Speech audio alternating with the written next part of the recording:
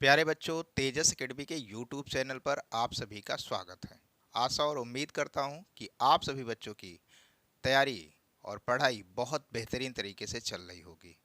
आपकी उसी तैयारी को एक बेहतरीन रूप देने के लिए, एक धार देने के लिए मैं आपका दोस्त एंड होस्ट आपके साथ गणित विषय का एक विशेष चैप्टर जो कि प्रतियोगी परीक्षा के लिए बहुत महत्वपूर्ण होता है। मुझे आशा ही नहीं, पूर्ण विश्वास भी है कि आपको ये वीडियो ज़रूर पसंद आएगा। हाँ, एक बात अवश्य बताना चाहूँगा कि आपको यहाँ पर का 0 टू हीरो लेवल का आपको वो सारी चीज़ें दी जाएंगी और आपको बेहतरीन पसंद आएगा।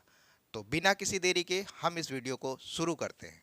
प्यारे बच्चों, अब मैं आपको क्षेत्रमिति की बेसिक चीज़ें आपको बताने की पूरी कोशिश करता हूँ। जैसा कि आप स्क्रीन पर देख पा रहे होंगे कि क्षेत्रमिति होती क्या है। तो क्षेत्रमिति गणित की एक ऐसी शाखा है। तो गणित की क्या है बेटा? शाखा है। तो क्षेत्रमिति गणित की क्या है? शाखा है, जो क्या करती है? मापन करती है। क्या करती है बेटा? मापन करती है। और मापन करके जो है उनका रिजल्ट एग्जीक्यूट करती है, मतलब कि उनसे संबंधित क्रियाओं को पूर्ण करती है। समझ पा रहे होंगे? यस। अब बात मैं करता हूं क्षेत्रमिति के बारे में। तो क्षेत्रमिति में क्या किया जाता है इसके बारे में जानकारी करते हैं। तो कह रहे हैं मापन में विशेष रूप से ज्यामितीय आकृतियों के क्षेत्रफल निकाले जाते हैं। किस क्या निकाले जाते हैं? क्षेत्रफल निकाले जाते हैं। और क्या निकाले जाते हैं? आयतन निकाले जाते हैं। और क्या निकाले जाते हैं? परिमाप या परिमिति। बहुत सारे बच्चों को जब प्रश्न कर रहे होते हैं तो उसमें परिमाप शब्द आ जाता है, कहीं कहीं परिमिति शब्द आ जाता है। तो हमें यह ध्यान रखने की जरूरत है कि परिमाप और परिमिति दोनों सेम है। क्यों? एक शब्द और मैं आपको डिटेल में बताने की कोशिश करूंगा। परिमाप और परिमिति के साथ साथ एक वर्ड आता है जिसको आप लोग परिधि बोलते हैं। क्या बोलते हैं बेटा? परिधि। और परिधि को हम लोग कहते हैं सरकमफ्रेंस। क्या कहते हैं? सरकमफ्रेंस। और ये जो सरकमफ्रेंस होती है बेटा, ये 3D फिगर के लिए यूज की जाती है। किसके लिए यूज की जाती है? 3D फिगर के लिए यूज की जाती है। बाकी हम लोग गणित की भाषा में यही समझ लेते हैं कि ये परिधि, परिमाप और ये सारी चीजें एक ही होती हैं। अब मैं थोड़ा सा आपको आगे ले चलता हूं। अब मैं बात करता हूं बेटा क्षेत्रमिति के अंतर्गत जो क्षेत्रमिति होती है, वो क्षेत्रमिति को हम कैसे पढ़ते हैं, कितने भागों में डिवाइड करके पढ़ते हैं। तो ये मैंने आपको लिख के बता रखी है कि क्षेत्रमिति के अंतर्गत हम दो विमीय, एक बहुत बढ़िया वर्ड आपको मिल गया है, दो विमीय, मतलब टू डायमेंशनल। अब मैं इसके बारे में बहुत डिटेल में आपको बताऊंगा कि टू डायमेंशनल क्या है, डायमेंशनल क्या है, और डायमेंशन शब्द की उत्पत्ति कहां से हुई है और उसका मतलब क्या होता है। वो सारी चीजों के बारे में आपको आगे अवगत कराता हूं। और क्या बोल रहा है? और कह रहा है थ्री डायमेंशनल। क्या बेटा? थ्री डायमेंशनल मतलब त्रिविमीय। अब ये क्या होता है? टू डायमेंशनल और थ्री डायमेंशनल क्या होता है? इन सारी चीजों के बारे में मैं आपको आग भी थोड़ी देर में कंफर्म करता हूं। अब मैंने ये देखा कि टू डायमेंशनल और थ्री डायमेंशनल आकृतियों के बारे में पढ़ते हैं, और फिर ये टू डायमेंशनल और थ्री डायमेंशनल के बारे में जो पढ़ते हैं मैंने ऑलरेडी बता रखा है कि इसमें हम करते क्या हैं। तो इसमें बेटा क्या निकालते हैं? आयतन। क्या निकालते हैं? क्षेत्रफल। और क्या निकालते हैं बेटा? परिमाप या परिमित निकालते हैं। समझ पा रहे हैं? और यही सारी बातें अब मैं आपको थोड़ा सा और आगे अवगत कराता हूं कि 2D आकृतियां क्या होती हैं, 3D आकृतियां क्या होती हैं, ये D है क्या। इन सारी चीजों के बारे में मैं आपको जस्ट क्लियर करता हूं। प्यारे बच्चों, जैसा कि अभी हमने आपसे बात किया था कि अब मैं आपको ये बताने चल रहा हूं कि ये डायमेंशन हम कैसे यूज करते हैं और इस डायमेंशन का हम प्रयोग कैसे करते हैं, और उस डायमेंशन को हम कितने भागों में डिवाइड करते हैं, और डायमेंशन का मतलब क्या होता है। आप स्क्रीन पे देखेंगे मैंने ऑलरेडी लिख लिखा है कि क्षेत्रमिति, क्षेत्रमिति मीन्स मेंसुरेशन, मेंसुरेशन को हम पढ़ने के दृष्टिकोण से कितने भागों में डिवाइड करते हैं बेटा? दो भागों में। तो पहला क्या होता है? Two dimensional figure. और टू डायमेंशनल फिगर को क्या कहते हैं हिंदी में?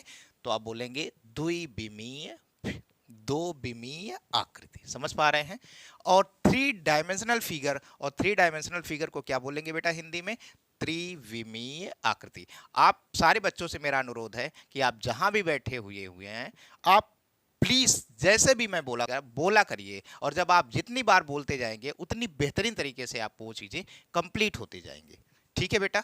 तो मैंने ये देखा कि क्षेत्रमिति को अध्ययन के दृष्टिकोण से कितने भागों में डिवाइड कर लिया, तो आप बोलेंगे दो। क्या बोलेंगे? दो। पहला क्या बेटा? तो आप बोलेंगे टू डायमेंशनल फिगर। दूसरा क्या बेटा? Three dimensional figure. फिर मैं आपसे ये पूछना चाह रहा हूं कि टू डायमेंशनल फिगर को हिंदी में क्या कहते हैं, तो आप बोलेंगे कि दो विमीय आकृति। बहुत बढ़िया। थ्री डायमेंशनल फिगर को बेटा हिंदी में क्या कहते हैं, तो आप बोलेंगे त्रिविमीय आकृति। अब आप बोलेंगे सर ये डायमेंशनल बार बार यहां भी लिख रहे हैं, यहां भी लिख रहे हैं, ये डायमेंशनल का मतलब क्या होता है? अब मैं आपको इसका मतलब समझाता हूं। डायमेंशनल है ना बेटा, NaL, डायमेंशनल को हिंदी में क्या कहते हैं बेटा, तो बोलते हैं विमीय। क्या बोलते हैं? विमीय। अब ये जो डायमेंशनल शब्द है, डायमेंशनल शब्द बना है डायमेंशन से। किससे बना है बेटा? डायमेंशन से। किससे बना है बेटा? डायमेंशन से। अच्छा, डायमेंशन का मतलब क्या होता है, तो बोलेंगे डायमेंशन का मतलब होता है विमा। क्या होता है? विमा। तो इसका मतलब है बिमीस, मतलब बीमा। समझ गए क्या? और ये जो डायमेंशनल है वो किससे बना है? डायमेंशन से। समझ पा रहे हैं? अब ये डायमेंशन होता है क्या है? डायमेंशन होता क्या है? तो डायमेंशन बेटा होता है मेजरमेंट। क्या होता है बेटा? मेजरमेंट होता है। मेजरमेंट मीन्स क्या होता है बेटा? मापन। क्या होता है बेटा? मापन। क्या होता है? मापन। अब ये पढ़ी लिखी भाषा होती है मापन। सच में अगर ये देखा जाए कि थोड़ी सी इनफॉर्मल लैंग्वेज में अगर हम बात करें, तो जिसे हम बोलते हैं नपना। क्या बोलते हैं बेटा? नपना। कहते हैं ना कि भाई क्या नाप रहे हैं आप? 1 किलो चीनी नाप रहे हैं, 1 किलो तेल नाप रहे हैं। अब भाई बोलोगे तेल कैसे 1 किलो में नाप सकते हैं? तो तेल तो 1 किलो में नापा नहीं जा सकता है, वो किस में नापा जा सकता है? लीटर में नापा जा सकता है। तो इसी तरीके से हम इस डायमेंशन को नापने के लिए किसका प्रयोग करते हैं बेटा? बीमा का प्रयोग करते हैं। किसका प्रयोग करते हैं? बीमा का प्रयोग करते हैं। अब ये जो इनका नपना होता है, इनका जो मापन होता है, वो होता कैसे है? तो बोलेंगे बेटा इनका मापना कुल मिलाकर के 3 होता है। कितने होते हैं बेटा? 3 होते हैं। मतलब ये हो गया कि पूरी क्षेत्रमिति का नपना कितने होते हैं? 3। अच्छा, वो कौन कौन से होते हैं सर? तो मैं बताता हूं। पहला होता है बेटा लंबाई। पहले को क्या बोलते हैं? लंबाई। अच्छा, दूसरे को क्या बोलते हैं? दूसरे को बोलते हैं बेटा चौड़ाई। क्या बोलते हैं? चौड़ाई।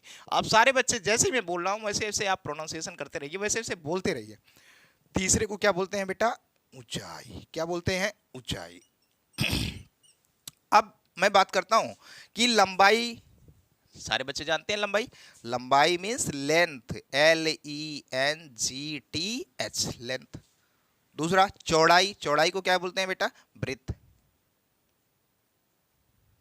और ऊंचाई। अच्छा, सारे बच्चों से मैं ये आग्रह करूंगा कि हिंदी के साथ साथ उसकी इंग्लिश जरूर जानें कि उसका इंग्लिश होता क्या है, क्योंकि आगे चल के जब हम लोग कंपटीशन की तैयारी करते हैं, अच्छे से तैयारी करते हैं, तो वहाँ पे हम देखते हैं कि बहुत सारे हिंदी वर्ड्स को सब्स्टिट्यूट करके उसमें इंग्लिश वर्ड रख दिया जाता है। तो जब इंग्लिश वर्ड रख दिया जाता है तो फिर मुझे समझ में ये बात नहीं आती कि इसका मतलब क्या होता है। तो आप सभी बच्चों से आग्रह है कि आप प्रयास करें और कोशिश करें कि ज़रूर उसकी हिंदी जानने की। हाँ बेटा, इसी तरीके से ऊंचाई को क्या बोलते हैं? तो बोलेंगे HEIGHT। क्या बोलेंगे बेटा? हाइट। क्या बोलेंगे? हाइट। समझ पा रहे हैं?